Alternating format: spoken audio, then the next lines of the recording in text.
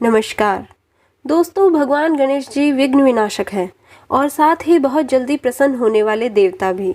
सच्चे मन से अगर कोई इन्हें याद कर ले, वंदन कर ले तो ये बहुत ही जल्दी प्रसन्न हो जाते हैं और भक्तों की इच्छा पूरी करते हैं।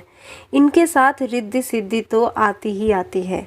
दोस्तों, आज की कहानी विघ्नहर्ता श्री गणेश के ठगे जाने की है।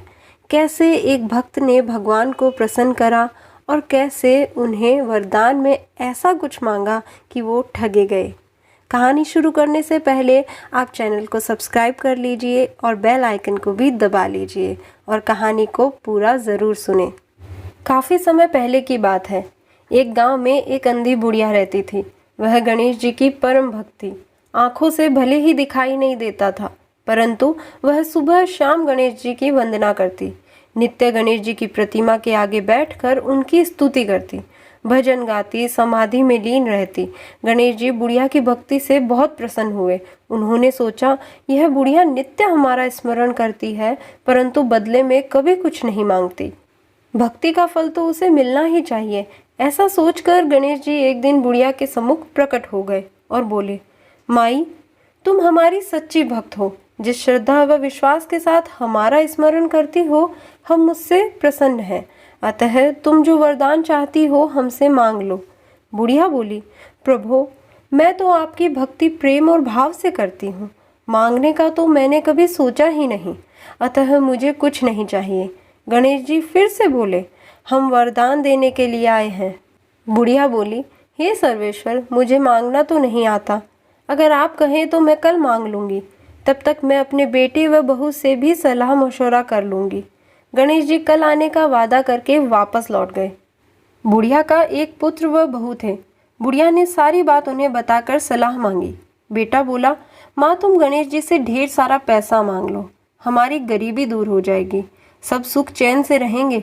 बुढ़िया की बहू बोली, नहीं, आप एक सुंदर पोते का वरदान मांगिए, वंश को आगे बढ़ाने वाला भी तो चाहिए।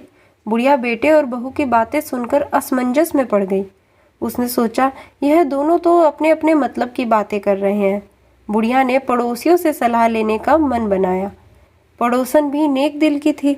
उसने बुढ़िया को समझाया कि तुम्हारी सारी जिंदगी दुखों में कटी है, अब जो थोड़ा जीवन बचा है वह तो सुख से व्यतीत हो जाए।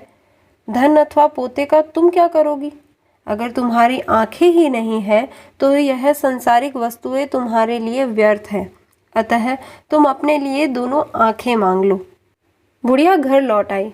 बुढ़िया और भी सोच में पड़ गई। उसने सोचा, ऐसा क्या मांगू जो मेरे लिए, बहू के लिए व बेटे के लिए, सबके लिए हो। लेकिन ऐसा क्या हो सकता है? इसी उधेड़-बुन में सारा दिन बीत गया। बुढ़िया कभी कुछ मांगने का मन बनाती तो कभी कुछ, परंतु कुछ भी निर्धारित न कर सकी।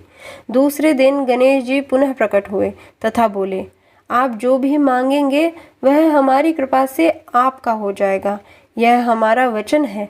गणेश जी के पावन वचन सुनकर बुढ़िया बोली, हे गणराज, यदि आप मुझसे प्रसन्न हैं तो कृपया मुझे मनवांछित वरदान दीजिए। मैं अपने पोते को सोने के गिलास में दूध पीते हुए देखना चाहती हूँ। बुढ़िया की बातें सुनकर गणेश जी उसकी सादगी व सरलता पर मुस्कुरा दिए। बोले, तुमने तो मुझे ठग लिया। मैंने तुम्हें एक वरदान मांगने के लिए बोला था, परंतु तुमने तो एक वरदान में ही सब कुछ मांग लिया। तुमने अपने लिए लंबी उम्र तथा दोनों आंखें मांग ली, बेटे के लिए धन व बहू के लिए पोता भी मांग लिया। पोता होगा, ढेर सारा पैसा होगा, तभी तो वह सोने के गिलास में दूध पिएगा। पोते को देखने के लिए तुम जिंदा रहोगी, तभी तो देख पाओगी। अब देखने के लिए दो आंखें भी देनी ही पड़ेंगी। फिर भी वह बोले, जो तुमने मांगा वे सब सत्य होगा। यूं कहकर गणेश जी अंतर्ध्यान हो गए। कुछ समय पाकर गणेश जी की कृपा से बुढ़िया के घर पोता हुआ। बेटे का कारोबार चल निकला तथा बुढ़िया की आंखों की रोशनी भी वापस लौट आई। अब बुढ़िया अपने परिवार के साथ सुख से जीवन व्यतीत कर रही थी। जय श्री गणेश।